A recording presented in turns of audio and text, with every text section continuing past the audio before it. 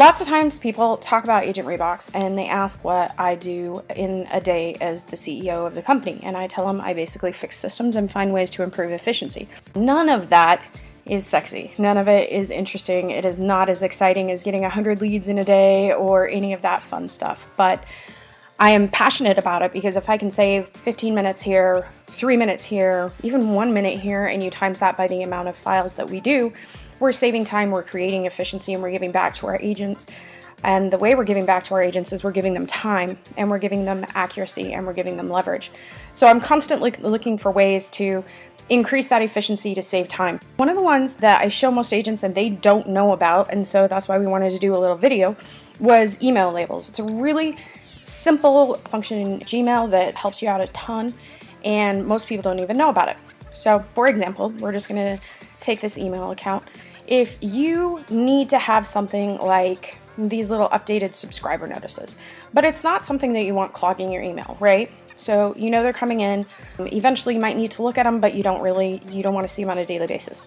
You want to make a filter for them. And there's a couple ways to make a filter. I'll show you both. So one is you can just click on the email.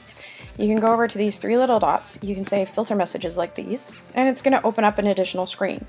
This is really powerful. So you can say, who are these emails going to be from on a consistent basis? Make sure it's consistent, guys. So filters are really powerful, meaning if you don't set them up correctly, you can lose track of a lot of emails. So we only want to filter the reports at constantcontact.com. Now, if we wanted to filter everything from Constant Contact, I would remove the reports portion and then it would filter all. But we're going to leave that in there because we only want this specific report to go somewhere. You can also include subjects, so if you're looking for something specific, then you can add that there. Has the words, doesn't have the words, you get the idea. Then you're going to click Create Filter, and it's going to give you this next screen. This screen has a ton of power. So skip the inbox, archive it is one of my favorites because basically it's not going to show up in your inbox. However, if you went to go to search, you would find it. You can click Mark as Read. Don't use this one very often unless I'm using it in conjunction with moving it to a file. Star it, apply the label. This is one I probably use the most. So if you want to have a specific label, which is a folder in Gmail language, so you can check these, you can just add a new label and say Constant Contact Reports. Okay, create. So I want it to apply the label.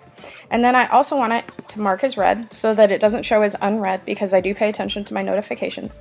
Things that I never do, I never hit delete because CYA, I always want to make sure that we can go back and track something down. These filters can also be used for things like never send to spam, mark as important, or forward to additional addresses, which is also powerful, and I'll show you that.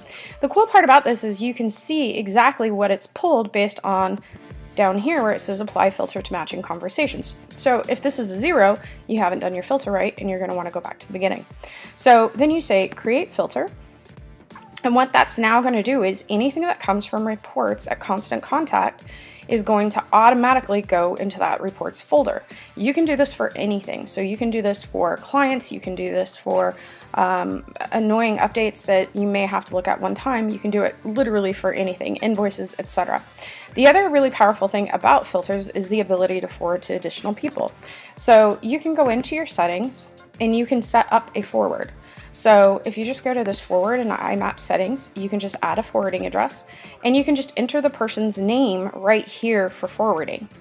The really cool part about this is that if you have an assistant or you have another agent that may be handling buyer leads, or if you're the rainmaker on a team and you need to have certain leads going out to certain people as soon as they come in and you don't want to miss anything when you're at a meeting or maybe your assistant is offline, this is super powerful. You basically put in the forwarding email address, it's going to give them an email that they have to click on to acknowledge that you can forward to them, and then you just go right back to the filters and set it up exactly like we did before.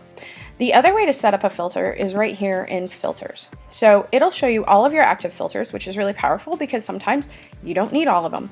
The other thing you can do is go in and edit those filters. So maybe you needed to put in something here that, you know, the subject is only this one is the only one you want to pull, right?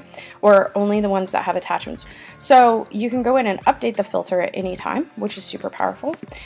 You can also create filters just from that page. So if you're getting a little bit more comfortable with filters, then you can just go in here, say create a new filter, and start from there.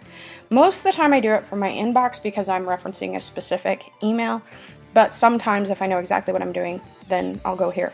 This is also really helpful with your CRMs. So if you're getting leads to your main email and you want those emails to go to your specific CRM, get an email from your CRM. Most of them have an auto import email for you so that when a lead is sent to that email address, then it'll automatically go into your CRM. So then you can set up a variety of different filters in your email so that all of that is handled without you having to do it or someone else. So this is just one of the ways that we utilize email filters and create efficiency in REbox. We use these all the time. So hopefully this is a little bit helpful for you and you can go through and create some filters and make your world a little bit easier.